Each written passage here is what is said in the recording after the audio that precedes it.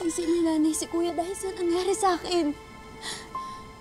Nay, bakit naman po ganyan kayo kay kuya? Wala naman po siyang kasalanan. Dahil sa tuwing nakikita ko siya, naalala ko yung pagkamatay ng tatay niyo. Bakit po sa kanya niyo sinisisi lahat? Hindi pa nga po natin alam kung sino talaga pumatay kay tatay. Sana po wag niyo isipin panunumbat to. Pero lahat po na ginagawa ni kuya. Sana po nagiging tatay sa amin ni Riley ngayong wala na si tatay. Kahit nahirapan po si kuya sa kondisyon niya, hindi pa rin po siya tumitigil. Nagsasakripisyo pa rin po siya sa atin at hindi po siya nagre-reklamo. Eh anong magagawa ko rin? Sa tuwing nakikita ko siya, naalala ko na wala na tatay niyo sa akin. Hindi mo ba naiintindihan yun? Ha? Nay, hindi niyo po ba pwedeng pigilan yung naiisip niyo? Kasi kayo din po yung nahihirapan eh. Itawan mo ako. Paulit-ulit niyo po sinabi kay kuya. Hindi niyo siya totoong anak. Naampun lang siya. Kaya niyo po bang tanggapin yun? Papayag po ba kayo ng ganon? Kasi sa nangyayari po ngayon, mas madali para kay kuya na iwan niya tayo. E di umalis siya! Dahil wala akong pakialam! Wala! Nay!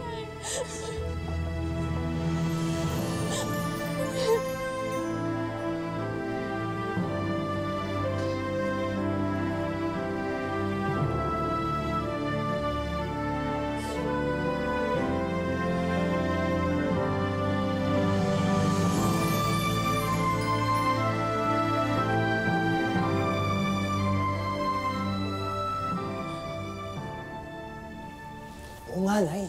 Oo nga, nakatayo nga lang siya doon. Para siyang tanga. At ito pa malupit, ha? Hindi siya makapaniwala kung anong tinawag sa kanya ni Aling Juday.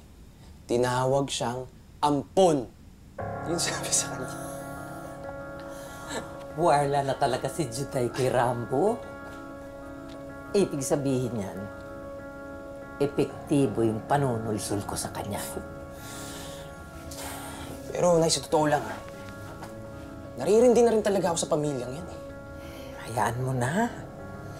Kasama yan sa plano natin. Ang tawag dyan, ingay ng tagumpay. Oliver, nararamdaman ko na malapit na malapit na malapit nang magkabunga ang paghihirap natin. Nararamdaman ko na rin, Nay. Ito na yun. This is it. Itong mansyon na to, Nay. Lahat ng kayamanan ng matandang Eduardo. Ayan, oh. Ayan, oh. Lahat ng yan mapapasatin na.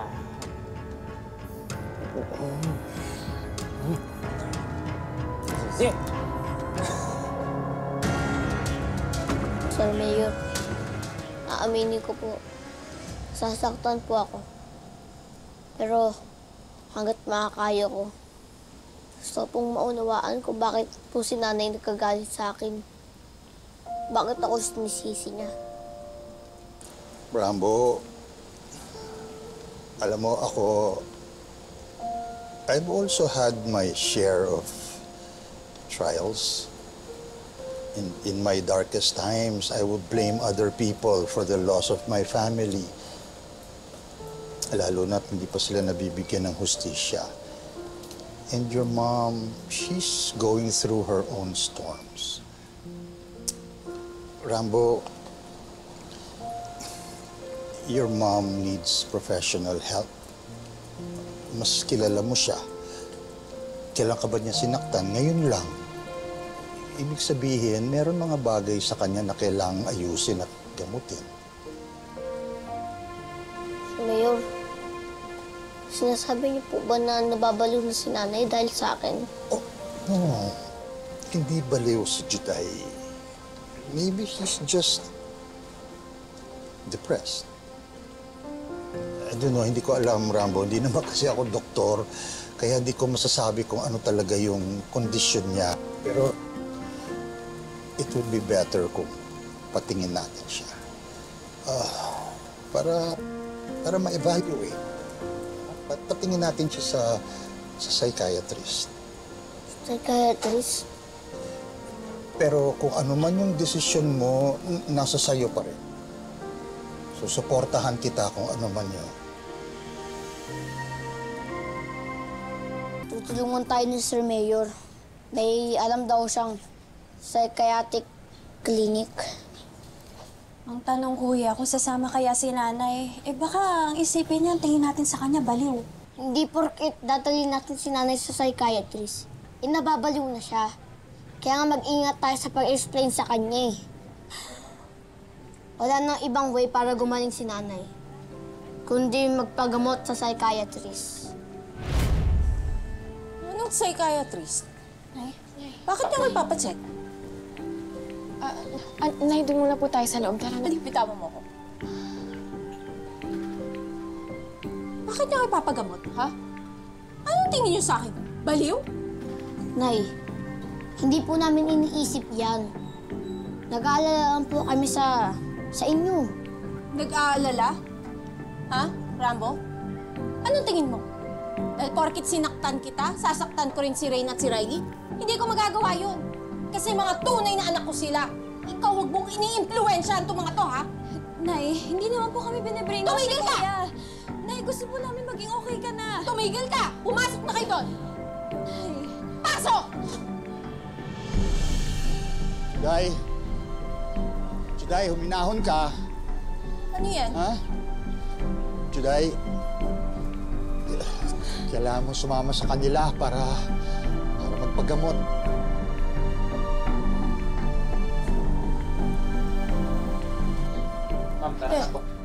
Hindi ako sasama sa kanila. Hindi! Bitawan mo! Bitawan niyo! Hindi ako sasama sa inyo!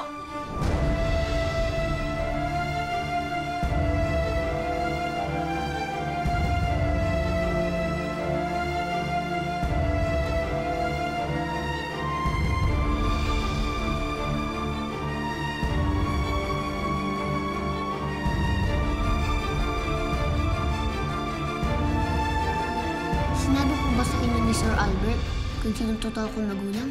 Alam mo, lagi niya sinasabi na sana ikaw na lang daw naging anak niya at siya naging totoo mong tatay. Tignan lang natin kung makakapalag sila dito. Kung si Rambo may posisyon, ako dapat din. Mas mataas sa kanya. Kung imbestigahan natin sila, gumawa tayong surveillance. Uunahin natin yung mayabang na Oliver na yan. Kung ginagawa niyo lahat, edi sana okay na si nanay. Ayun lang naman ang gusto niya eh. Justisya sa nangyari kay tatay. So anong ginawa ng Kutong Lupa? Hindi niya kasi magulo yung crime scene, kaya sinugod ako rito sa presinto. May pinsan akong pulis. Gusto niyo ba humingi tayo ng tulong sa kanya?